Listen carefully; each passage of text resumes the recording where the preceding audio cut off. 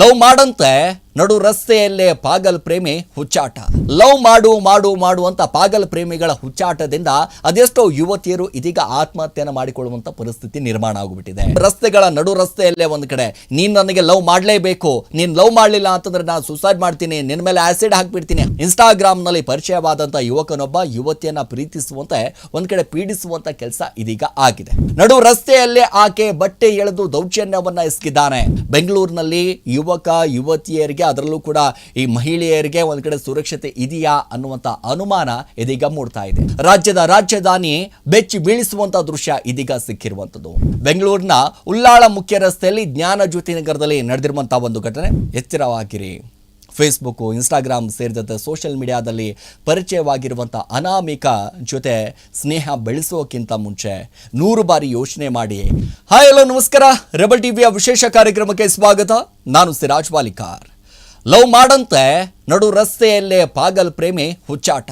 S, ಇದು ಬೆಂಗಳೂರಿನಲ್ಲಿ ನಡೆದಿರುವಂತಹ ಒಂದು ಘಟನೆ. ಇತ್ತೀಚೆಗೆ ಹೆಂಗಾಗೋಗ್ಬಿಟ್ಟಿದೆ ಅಂತಂದ್ರೆ ಲವ್ ಮಾಡು ಅಂತ ಪಾಗಲ್ ಪ್ರೇಮಿಗಳ ಹುಚ್ಚಾಟದಿಂದ ಅದೆಷ್ಟೋ ಯುವತಿಯರು ಇದೀಗ ಆತ್ಮಹತ್ಯೆಯನ್ನು ಮಾಡಿಕೊಳ್ಳುವಂತ ಪರಿಸ್ಥಿತಿ ನಿರ್ಮಾಣ ಆಗಿಬಿಟ್ಟಿದೆ. ಅದೆಷ್ಟೋ ರಸ್ತೆಗಳ ನಡು ರಸ್ತೆಯಲ್ಲೇ ಒಂದು ಕಡೆ ನೀನ್ ನನಗೆ ಲವ್ ಮಾಡಲೇಬೇಕು, ನೀನ್ ಲವ್ ಮಾಡಲಿಲ್ಲ ಅಂತಂದ್ರೆ ನಾನು ಸುಸೈಡ್ ಮಾಡ್ತೀನಿ, ನಿನ್ನ ಮೇಲೆ ಆಸಿಡ್ ಹಾಕ್ಬಿಡ್ತೀನಿ, ಹಾಗೆ ಮಾಡ್ತೀನಿ, ಹೀಗೆ ಮಾಡ್ತೀನಿ ಅಂತ ಈ ರೋಡ್ ರೋಮಿಯೋಗಳಿಂದಾಗಿ ಅದೆಷ್ಟೋ ಯುವತಿಯರು ಈಗಲೂ ಕೂಡ ಸಾಕಷ್ಟು ಭಯದಿಂದ ಬದುಕುವಂತ ಕೆಲಸ ಆಗ್ತಾ ಇದೆ. ನೋಡಿ, ಈಗ ಬೆಂಗಳೂರಿನ ಜ್ಞಾನಜ್ಯೋತಿ ನಗರದಲ್ಲಿ ನಡೆದಿರುವಂತಹ ಒಂದು ಘಟನೆ. ಇನ್ಸ್ಟಾಗ್ರಾಮ್ನಲ್ಲಿ ಪರಿಚಯವಾದಂಥ ಯುವಕನೊಬ್ಬ ಯುವತಿಯನ್ನ ಪ್ರೀತಿಸುವಂತೆ ಒಂದ್ ಕಡೆ ಪೀಡಿಸುವಂತ ಕೆಲಸ ಇದೀಗ ಆಗಿದೆ. ನಡು ರಸ್ತೆಯಲ್ಲೇ ಆಕೆ ಬಟ್ಟೆ ಎಳೆದು ದೌರ್ಜನ್ಯವನ್ನ ಎಸಗಿದ್ದಾನೆ. ಈ ಘಟನೆ CCTVಯಲ್ಲಿ ಒಂದು ಕಡೆ ಸರಿಯಾಗಿದೆ. ಆಲ್ಮೋಸ್ಟ್ ಈಗ ಎಲ್ಲ ಕಡೆಯೂ ಕೂಡ ಸುದ್ದಿ ಆಗ್ತಾ ಇರುವಂಥದ್ದು, ಎಲ್ಲರೂ ಕೂಡ ಸಿಡಿದೆದ್ದಿದ್ದಾರೆ. ರಾಜ್ಯದ ರಾಜಧಾನಿ ಬೆಚ್ಚಿ ಬೀಳಿಸುವಂಥ ದೃಶ್ಯವೊಂದು ಒಂದು ಕಡೆ ಗಮನಿಸ್ತಾ ಹೋದ್ರೆ ಏನಿದೆಯಲ್ಲ, ಈ ದೃಶ್ಯಗಳನ್ನು ಗಮನಿಸ್ತಾ ಹೋದ್ರೆ ನಿಜವಾಗ್ಲೂ ಕೂಡ ಮಹಿಳೆಯರಿಗೆ ಸುರಕ್ಷತೆ ಇದೆಯಾ? ಬೆಂಗಳೂರಿನಲ್ಲಿ ಯುವಕ ಯುವತಿಯರಿಗೆ ಅದರಲ್ಲೂ ಕೂಡ ಈ ಮಹಿಳೆಯರಿಗೆ ಒಂದು ಕಡೆ ಸುರಕ್ಷತೆ ಇದೆಯಾ ಅನ್ನುವಂಥ ಅನುಮಾನ ಇದೀಗ ಮೂಡ್ತಾ ಇದೆ.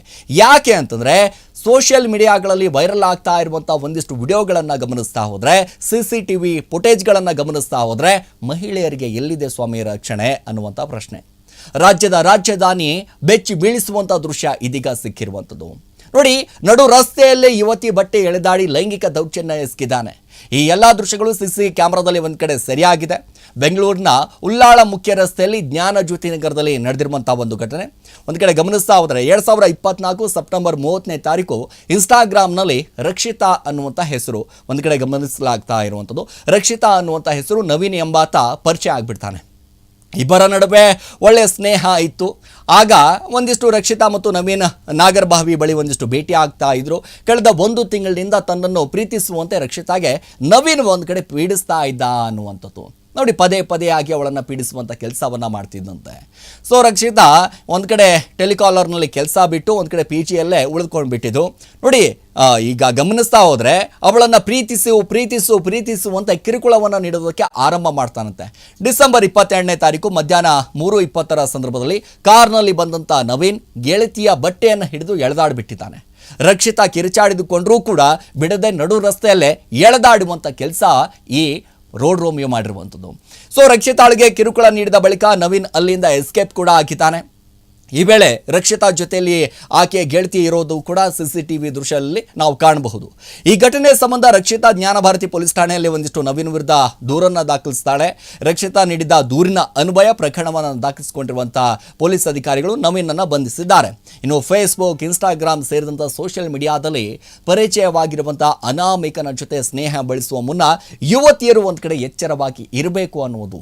ಅದಕ್ಕೆ ಹೇಳೋದ್ರಿ, ಈಗ ಸಾಮಾಜಿಕ ಜಾಲತಾಣ ನಾವೆಲ್ಲರೂ ಕೂಡ ಬಳಸ್ತಾ ಇದ್ದೀವಿ ಅಂತಂದರೆ ಅದು ಎಷ್ಟು ನಮಗೆ ಒಳ್ಳೆಯದೋ ಅಷ್ಟೇ ನಮಗೆ ಕೆಟ್ಟದ್ದು ಕೂಡ. ಅದು ಎಷ್ಟು ನಮಗೆ ಒಳ್ಳೆಯದನ್ನು ಬಯಸುತ್ತೆ, ನಾವು ಕೂಡ ಅಷ್ಟೇ ಒಳ್ಳೆಯದನ್ನು ಬಯಸಬೇಕು. ಆದರೆ ಅದನ್ನು ಮಿಸ್ಯೂಸ್ ಆಗಿ ನಾವು ಏನಾದರೂ ಯೂಸ್ ಮಾಡಿಬಿಟ್ರೆ ಸೋಷಿಯಲ್ ಮೀಡಿಯಾ ತಂದಿಕ್ಕೆ ಒಂದು ಕಡೆ ನಿಜವಾಗ್ಲೂ ಕೂಡ ನಮ್ಮ ಜೀವನದಲ್ಲಿ ಆಟ ಆಡಬಹುದು.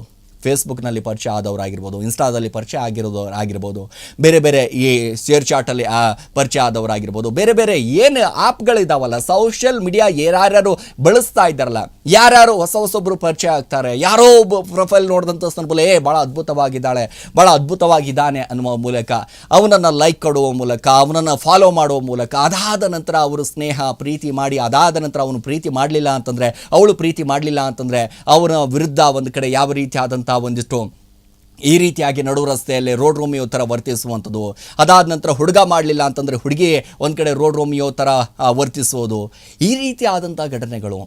ಯಾರಿಗೂ ಕೂಡ ಕಾನೂನಿನ ಭಯ ಇಲ್ಲ, ಯಾರಿಗೂ ಕೂಡ ಕಾನೂನಿನ ಅರಿವಿಲ್ಲ, ಎಲ್ಲಿ ಏನಾಗೋಗ್ಬಿಡುತ್ತೆ ಅನ್ನೋದು ಗೊತ್ತಿಲ್ಲ.